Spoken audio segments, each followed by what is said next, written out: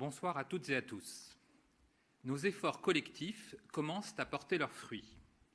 Depuis quelques jours, le nombre de nouveaux cas baisse.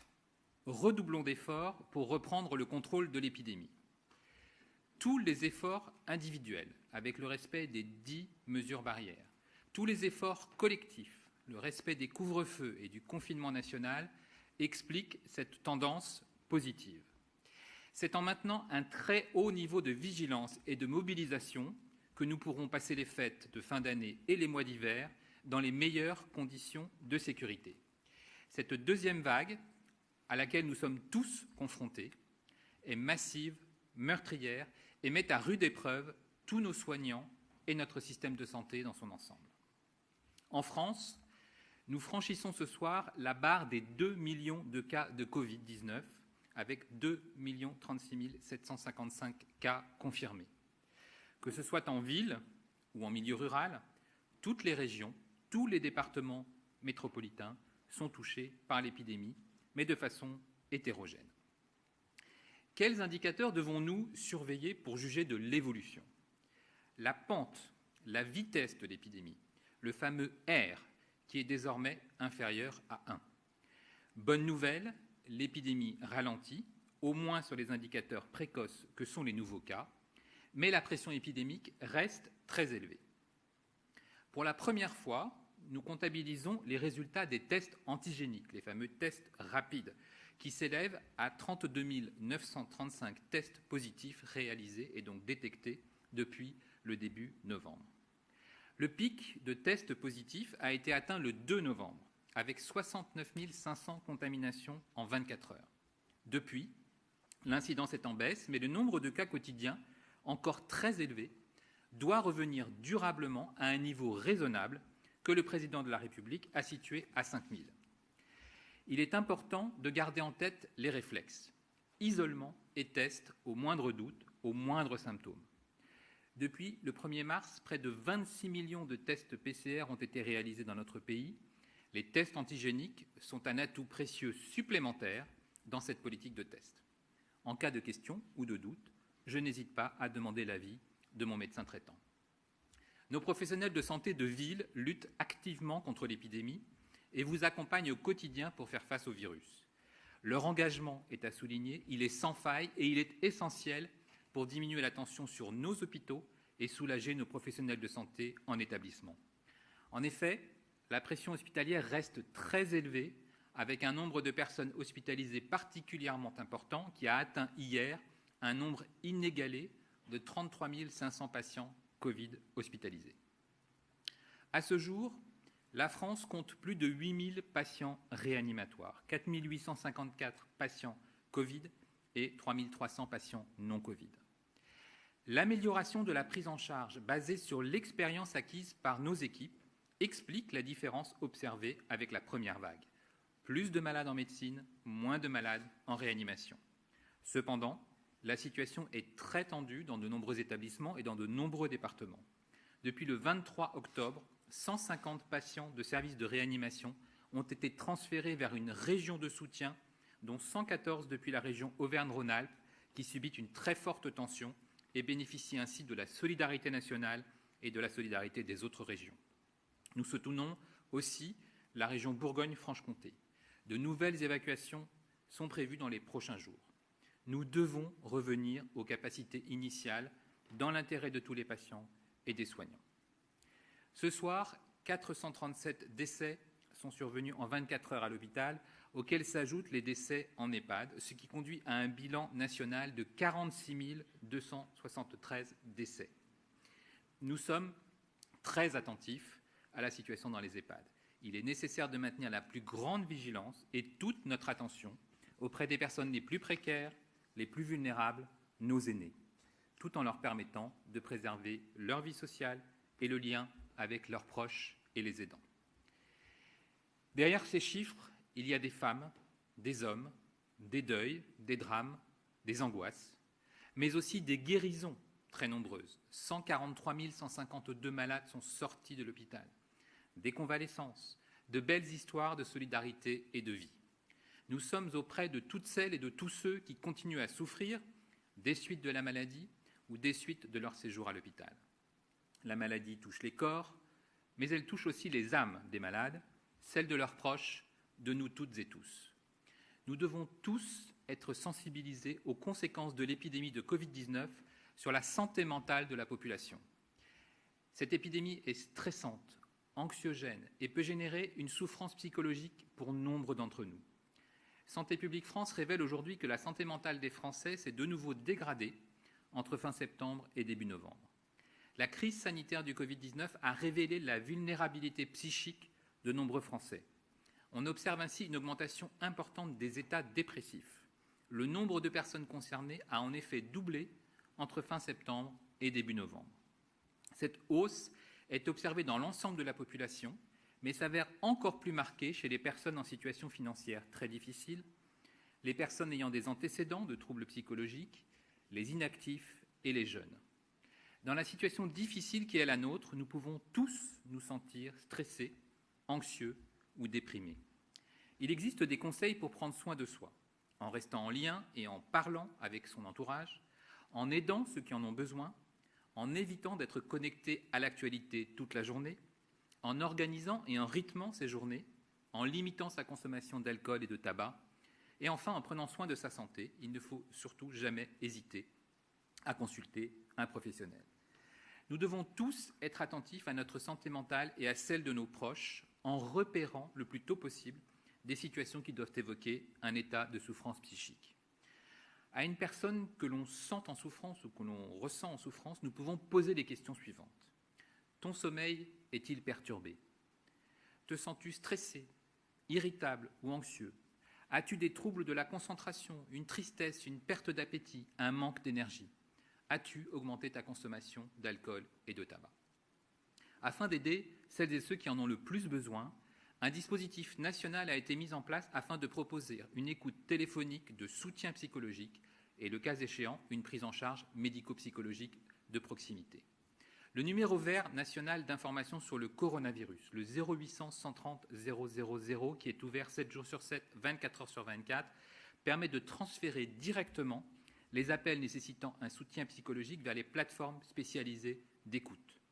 Croix-Rouge Écoute, Écoute Santé, SOS Amitié ou SOS Crise. Les appels de personnes nécessitant une prise en charge spécialisée et urgente sont transmis aux cellules médicales d'urgence psychologique installées sur l'ensemble du territoire.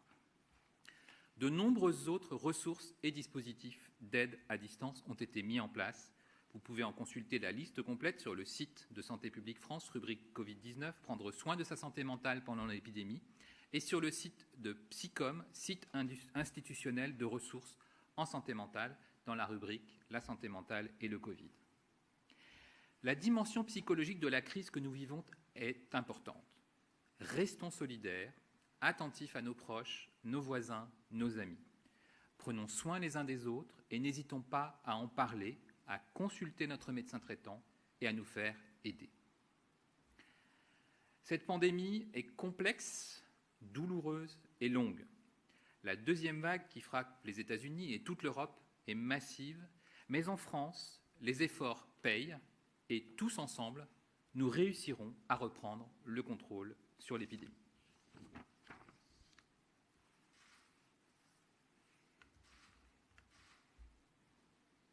Des questions de RTL sur le vaccin Covid.